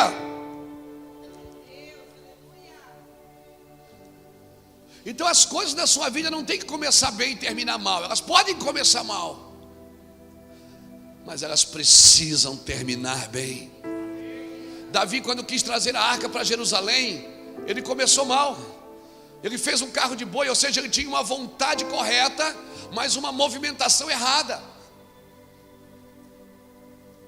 Então Deus frustrou ele no caminho. Ele volta para Jerusalém por 3 meses. Ele fica pensando: como vou trazer a minha arca do Senhor? 3 meses depois alguém diz: olha, Obed-Edom está sendo abençoado. Peraí, se Obed-Edom está sendo abençoado, Uzá morreu, o problema não está na arca, está em quem recebe ela. O problema é quem manuseia a glória de Deus, irmão. Não é a glória de Deus que dá problema. Ofni e Finéias acharam que a glória estava com ele, não estavam. Estava só a arca. E a mesma arca foi colocada diante de Dagom, e Dagom caiu. O problema não é a glória de Deus, é quem manuseia ela, quem trabalha debaixo dessa glória. Então Davi disse: eu vou buscar a arca de novo. E ele consultou os anciões disseram: olha, Davi, traz a arca, mas só tem um jeito para trazer, é assim. Assim está escrito. E Davi fez agora a coisa certa, do jeito certo. Não é a sua vontade que está em jogo. A sua vontade não interessa se ela não está do jeito certo. Quando a nossa vontade não está do jeito correto, ela não faz sentido. E a gente tem que largar a nossa vontade para fazer o que Deus quer. Você está me entendendo, irmão? Amém? Então muitas vezes nós estamos frustrados porque a gente está nos movendo pela nossa vontade. Então a obra de Deus pode começar em desordem, ela não pode terminar em desordem. Não pode. Saul reinou por 40 anos. Saul deixou de reinar por 40 anos? Não. Só que 40 anos depois acabou. Não teve continuidade. O que Deus está trabalhando aqui hoje é geracional. É para dar continuidade. Abraão ouviu. O que é que Abraão ouviu? Em ti serão bendita. Abraão viu isso? Não, mas deu continuidade. Nem tudo que Deus falou para você é você que vai viver, mas você precisa trabalhar para que isso dê continuidade. E as suas decisões hoje é que vão afetar se vai dar continuidade ou não. Porque em vez de Jonatas governar, Jonatas morreu. E Deus teve que levantar de outra casa. Você está percebendo isso? O problema aqui não é se eu vou reinar ou não. O problema é se eu vou continuar ou não. E Deus falou o que para Davi? O cetro jamais se apartará da tua casa. Sempre vai haver alguém da tua descendência que vai governar, porque você obedeceu. Quando Jesus entra em Jerusalém, o que é que eles gritam? Jesus, filho de Davi. E até hoje o reino de Davi ainda perpetua. E por últimos dias Deus vai levantar a tenda de Davi que está caída. Aleluia. Então o negócio aqui é perpetuar. Não é só fazer o momento, não é só viver o momento. Se eu não tiver uma mente geracional e uma mente profética, eu vou viver só o momento. Saul se preocupou tanto com o momento que ele mesmo pegou a faca e ele disse: deixa que eu sacrifico. Porque para Saul importava era o reino, não o sacerdócio. Não adianta ter reino se não tem sacerdócio. Hoje o Brasil tem casas de oração por todo lugar, mas nem todos são sacerdócios de oração. Tem casa de oração, mas não tem sacerdote de oração. Porque virou moda ter casa de oração. Pessoas estão fechando igreja, abrindo casas de oração. Mas se você fizer da igreja uma casa de oração, você não precisa mudar. Se você fizer daqueles membros que estão ali toda semana fazendo campanha para ganhar alguma coisa, se você fizer deles sacerdotes de oração, aleluia. Você está me entendendo? O negócio aqui é continuidade. O que Saul perdeu não foi o trono, foi a continuidade dele. profetizou com os profetas, estava na unção, mas não obedeceu. Não obedeceu. Nós temos dificuldade de dar continuidade, de passar para outro. E daí deu 7 dias. E Saul está lá. E aí Samuel não chega, e Samuel não chega, e Samuel não chega. E o povo vai se dispersando. Um vai comer cachorro quente, o outro vai comer coxinha, o outro vai fazer alguma coisa. E aí eles ficam. Saul fica, cara, tem alguma coisa errada aqui. Não, dá a faca. Não, mas o senhor não pode, o senhor é rei. Não, eu posso, eu estou na unção. Eu tenho ministério, Deus me chamou. Não, mas esse não é o seu trabalho, rei. Esse é o trabalho do sacerdote. Não, que isso? Para. Sou ungido. Tem unção, eu dancei com os caras, tudo. Estou debaixo da nuvem. Tem um ministério. Esse é o problema. É você achar que o que você carrega é seu. Agar, quando ela percebeu que ela estava grávida de Abraão, ela começou a destratar Sara. Porque ela disse, eu que estou gerando, não é ela. Esse aqui é meu. Sara foi lá e pegou pesado com Agar. Agar fugiu. Quando ela fugiu, ela encontrou um anjo. O anjo fez 2 perguntas para ela. O anjo disse assim, Agar, de onde vens e para onde vais? Ela só responde uma. Ela diz, eu venho da casa da minha senhora. Porque ela não sabia para onde estava indo. Porque quem está fugindo não sabe para onde vai. Ela só responde uma. O anjo diz o que para ela? Volta, te coloca debaixo da mão da tua senhora, porque a seu tempo eu também farei de ti uma grande nação. Sabe qual foi o problema de Agar? Foi ela achar que o que ela estava gerando era dela. Não, o que ela estava gerando era da casa. Tem gente que acha que se deixar a casa vai levar a unção. Não, vai levar só os membros. A unção não vai, irmão, porque a unção é da casa. Você está me entendendo? A não ser que Deus diz, vai porque eu vou contigo. É diferente. Porque às vezes Deus também vai com quem vai, não vai com quem fica. Davi teve que fugir da casa de Saul, e Deus foi com Davi, não ficou com Saul. Então o segredo aqui é saber se Deus está junto ou não. Se Deus estiver junto, eu vou para debaixo da ponte, não tem problema. Você está me entendendo? Então o problema de Saul foi não dar continuidade. Agora, como Deus é lindo, Kiko. Eu amo as escrituras porque elas se fecham. Davi casou com uma filha de Saul, não casou? Agora Davi queria casar com aquela ali. Davi não queria casar com Mical, ele queria casar com Merabe. Mical era estéril. Por que Deus deu uma filha de Saul estéril para Davi? Para ele não gerar filho naquela casa. Porque um dia a casa de Saul quebrou aliança com os gibeonitas. E os gibeonitas, para refazer a aliança, pediram 7 filhos da casa de Saul. Se Davi tivesse gerado filho com Merabe, os 2 filhos de Merabe seriam filhos de Davi. E Deus já pensa lá na frente, porque Deus é profético. Então, quando Deus te entrega algo estéril que não está gerando naqueles dias, é para te proteger lá na frente. Você tem que ter uma mente profética. Saul poderia dizer, Deus, eu não tenho filho. Poxa, casei essa mulher, não tenho filho com ela. Deus está dizendo, você não está entendendo. Você não pode gerar filho nessa casa, porque lá na frente você vai ter que entregar teus filhos para morrer. Então eu estou te protegendo, Davi. Até quando você não produz, você ainda está dando fruto. Até quando está tudo dando errado, você está dando fruto, você não está entendendo, viu? Por isso que eu faço essas coisas com você. Porque até quando você não frutifica, você está frutificando. Se a sua mente é profética, você não trabalha para aqueles dias. Irmão, lá no Mevan, há 15 anos atrás, eu pregava sobre o reino de Deus, as pessoas iam embora do culto.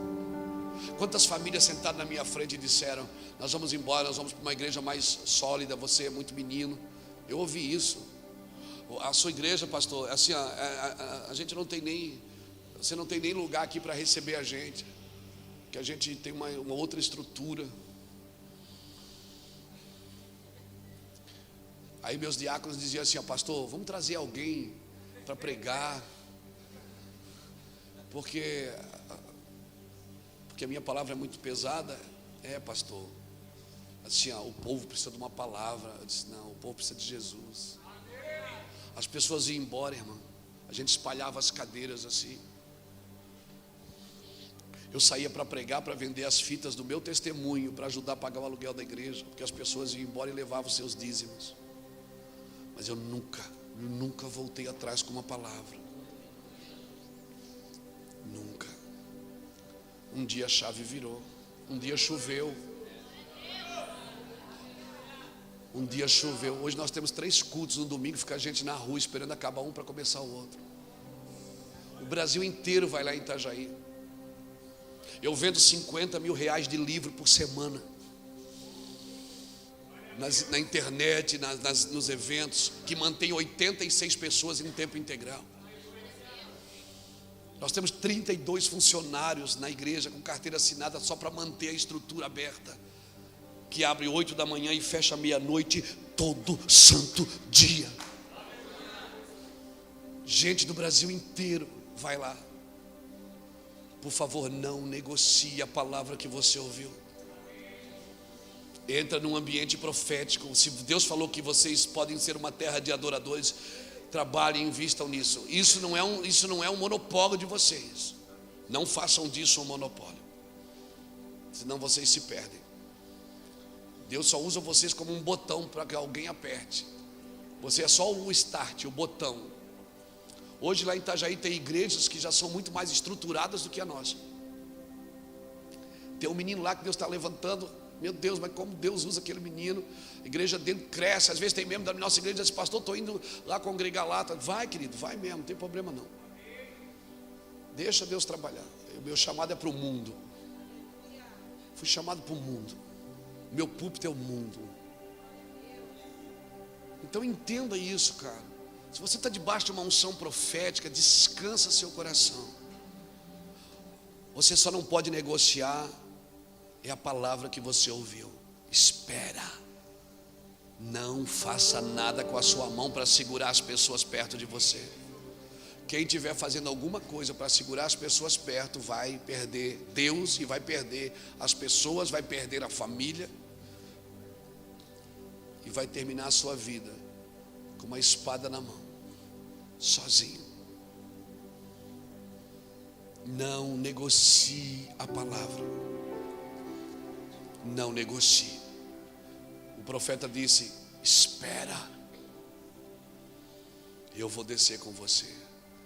Ah, mas eu sou o líder. Você é o líder, mas você já viu que todo o rei na Bíblia que tentou fazer o trabalho do profeta, Deus matou ele? Lembra Uzias, que entrou no incensário com incenso na mão, que achou que poderia acender incenso no lugar dos profetas, morreu leproso. Olha para Saul. Porque o sacerdócio é mais importante do que o reino. Saul nunca foi buscar a arca por 40 anos. Davi, a primeira atitude dele no ministério, no seu governo, o primeiro dia de governo, a pauta era, vamos buscar a arca de volta, porque para mim o sacerdócio é mais importante do que o reino. Eu não vou reinar sem sacerdócio. Não reine sem sacerdócio, querido. Quero deixar essa palavra no seu espírito. Amém? Seja alguém de continuidade. Diga para alguém, seja alguém contínuo. Diga assim, tem uma doutrina de emancipação. Diga para ele. Tem uma doutrina de emancipação. Solte. Olha aqui para mim. Lázaro. Quem é que ressuscitou Lázaro? Mas quem desatou Lázaro? Jesus ressuscitou Lázaro, olhou para a igreja e disse, desatai-o e deixai-o ir. Você não pode desatar as pessoas da morte e atar elas em você. A Bíblia diz que Lázaro foi desatado na cabeça, nas mãos e nos pés. A cabeça fala de governo, as mãos falam de funcionamento e os pés falam do id.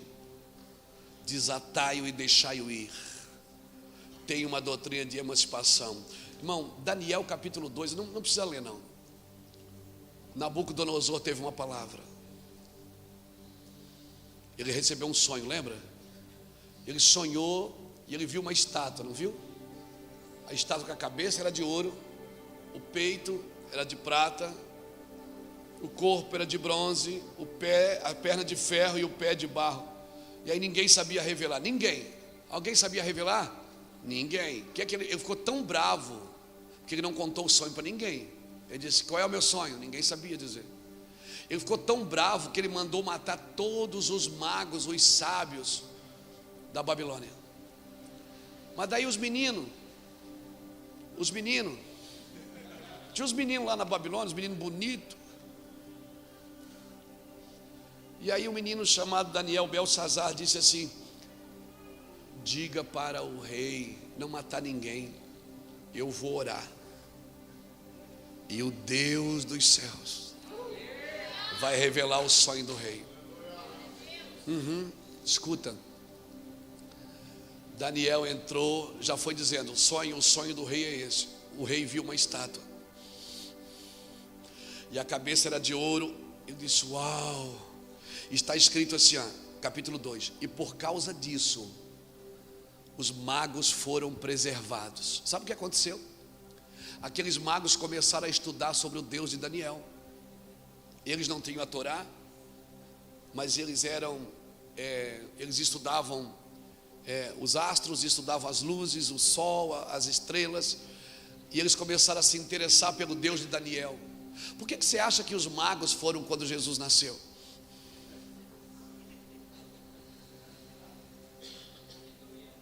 E os sacerdotes não? Os sacerdotes tinham a Torá, tinham a profecia na mão. Os magos não tinham nada. Eles só tinham um jovem, que por causa do Deus daquele jovem, os seus antepassados foram preservados. Eles se interessaram tanto por aquele jovem, cara, por aquele Deus, que eles começaram a estudar sobre aquele Deus e chegaram ao conhecimento que nasceria o Messias. Uma estrela mostraria no céu.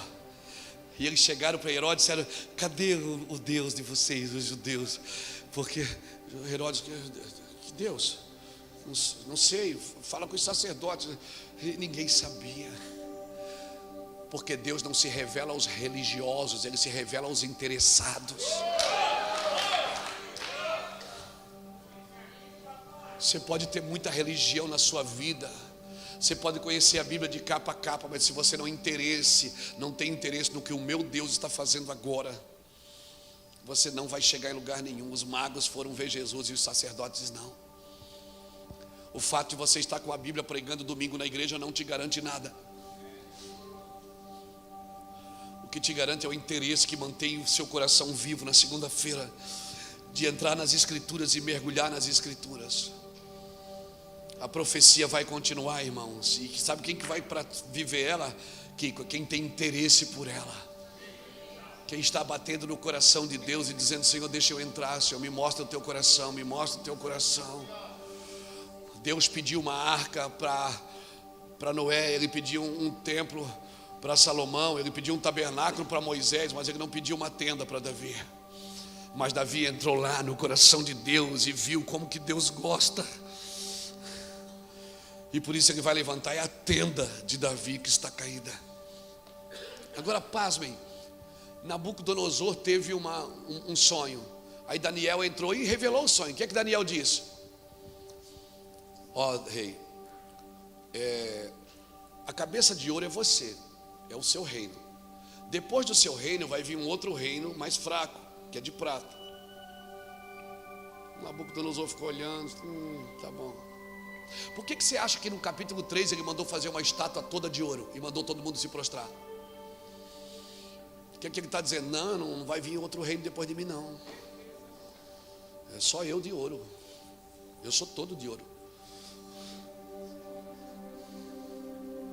Porque tem gente que tem dificuldade de passar o bastão.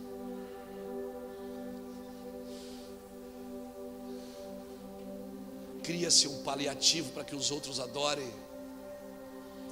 Tem gente que não tem uma doutrina de emancipação.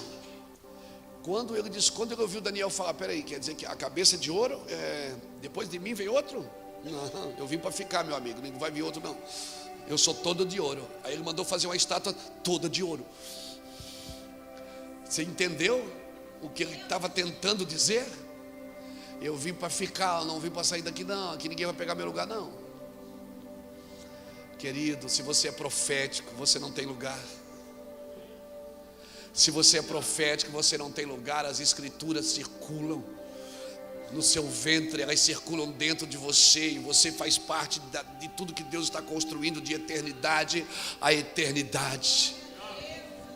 Eu quero deixar essa palavra para você. Amém? Vamos parar aqui que está jóia, cheio de picanha. Fica de pé comigo, querido. Aleluia.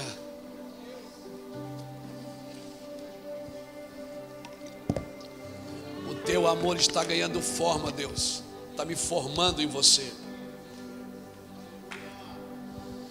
Ei, o teu amor está ganhando forma. Teu amor está ganhando forma. O teu amor está ganhando forma em mim.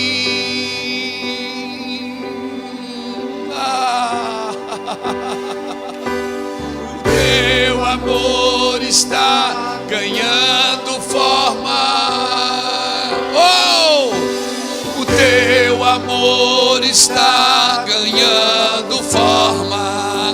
Sim, o teu amor está ganhando forma em mim.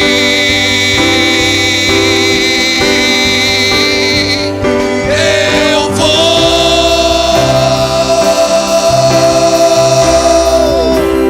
me esvaziar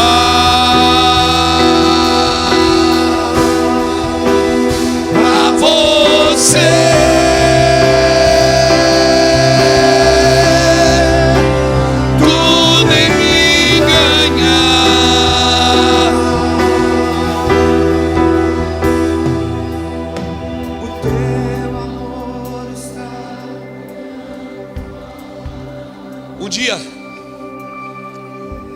Um dia Deus disse, Jesus falou para Pedro no capítulo 16 de Mateus, e o versículo 17 e 18. Quando ele perguntou quem as pessoas dizem que eu sou, Pedro disse: tu és o Cristo. Ele disse: sim, Simão Barjonas, não foi carne nem sangue quem te revelou, mas eu te digo que tu és Pedro. Simão significa inconstante, mas Pedro significa firme. Jesus estava dizendo: Pedro, você foi inconstante até aqui, mas por causa da revelação você vai se tornar um homem firme. E eu vou poder usar você também para ajustar e afirmar a minha igreja. Então você pode começar inconstante, mas se você ouvir a Deus, o que Deus está dizendo acerca de seu filho, acerca da terra, acerca das coisas, você vai se tornar firme no ministério, vai se tornar firme no evangelho. Amém? Amém? Deus não te entrega ministério, irmão. Deus te entrega geografias. Deus me entrega cidades. As cartas de Paulo têm nome de cidades. As cartas de Apocalipse têm nome de cidades. A menor visão de Deus é uma cidade. Deus te entrega territórios, Ele não te entrega ministérios. Ele te dá os ministérios para funcionar nos territórios. Os ministérios que Ele te deu não é só para funcionar dentro da igreja, é para funcionar no território. Ele entregou um território para Adão, o jardim. A desobediência de Adão fez ele perder o território. Tem muita gente que ainda funciona, mas não tem mais voz sobre o território. Ele falou para Josué, em Josué capítulo 1, versículo 4, ele diz: onde tu pisar a planta dos teus pés eu tenho te dado. Mas olha, do rio Eufrates até o grande mar para o poente, esse será o vosso termo. Ou seja, eu vou te entregar uma geografia, e dentro dessa geografia, aonde você pisar a planta dos teus pés, eu te dou. Eu te dou. te dou. Então, por favor, brigue pelas geografias. Brigue pelos territórios. Nós estamos numa guerra de reino, uma guerra por território. Quando Jesus chegou em Gadá, o principado daquele território correu e se prostrou aos pés de Jesus. Em Gadá não tinha criador de ovelhas, só criador de porcos. Em Gadá não tinha pastores de ovelha, tinha criador de porcos. E o Senhor foi lá levantar criador de ovelha. E por isso que os porcos se precipitaram e se perderam no precipício. Sim. Deus está fazendo, Ele está entrando em territórios, está dizendo: vamos para o outro lado.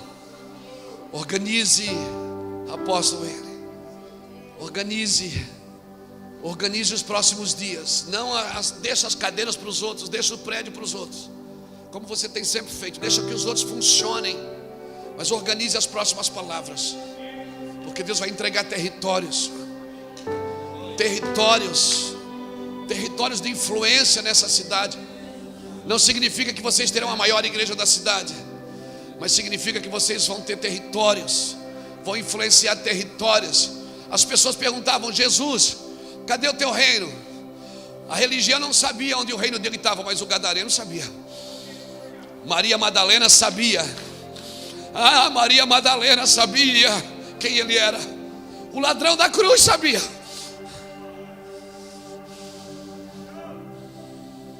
Talvez a religião mede você pelo tamanho do seu ministério, mas Deus sabe o tamanho do território que Ele te entregou. Esse território precisa de insígnias, precisa de generais, sim. Precisa de alguém que está uma mentalidade profética. Então eu vou te falar, está descendo uma profecia sobre essa terra. Eles estão descendo com tambor, com saltério, com harpa. E quando você sentir que a profecia entrou, comece a profetizar, porque tu será transformado num outro homem, numa outra mulher. Essa terra vai precisar disso. Chega, vem para cá para frente, vem para cá, vamos terminar. Ei!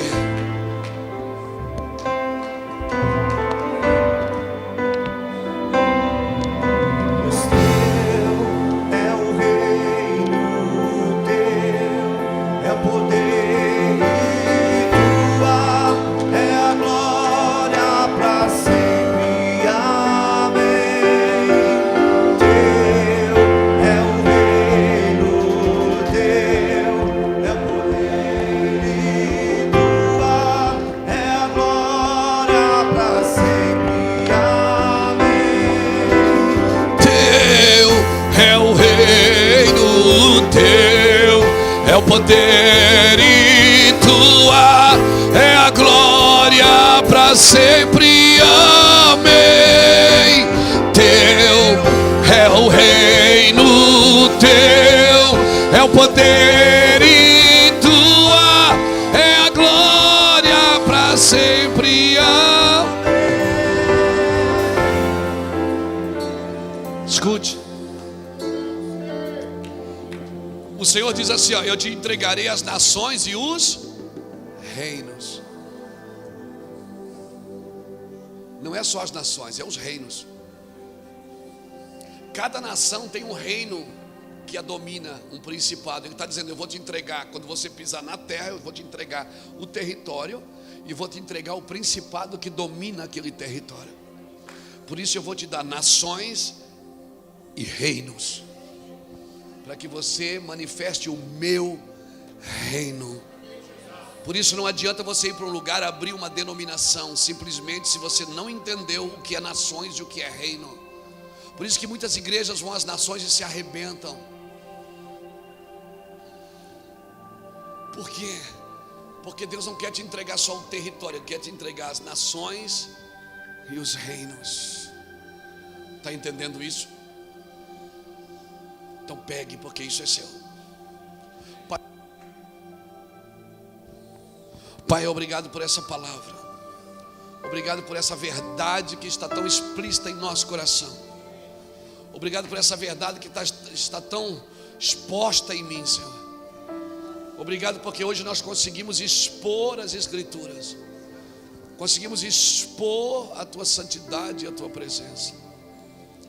Obrigado por estar conosco, Senhor. Obrigado pelo teu amor, pela tua vida em nós. Senhor, faça-nos andar na profecia. Eu não quero só ter um título, só ter um encargo. Eu quero andar na profecia. Eu quero ouvir a profecia. Eu quero andar com quem está descendo do alto. Eu quero estar perto de quem está descendo do alto, Deus. Sim, Deus, eu quero estar junto de quem está descendo do alto. Eu quero me envolver com o movimento profético dessa nação. Eu quero estar junto, Deus, para a tua glória. Em nome de Jesus Cristo. Em nome de Jesus Cristo. Receba essa palavra no seu espírito, querido. E é isso mesmo que está acontecendo. É uma indigestão. Eu louvo a Deus por isso, porque é isso. Deus mexe no nosso interior. Deus mexe nas nossas entranhas. A palavra profética, ela... Às vezes você não sabe o que está acontecendo. Diz, meu Deus, eu era para estar alegre, gritando, chorando. Mas é assim mesmo. Apocalipse 10:10 diz que quando o anjo entrega o livrinho para João, ele come, na boca é doce. Mas quando desce amarga, irmão, dói, fere. Mas tem uma cura para isso. No verso 12 de Apocalipse 10 diz assim: convém que tu profetizes outra vez. Convém que tu coloque para fora de novo. Convém que tu diga, bota para fora. Declare sobre a terra, ministre sobre a terra. Fale com ela e ela te ouvirá. Fale com a terra e a terra te ouvirá. Levante suas mãos, aplauda ao Senhor. Obrigado, Senhor Jesus.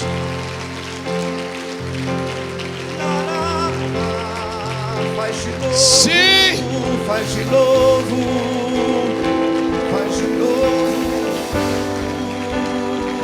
Sim. faz de novo.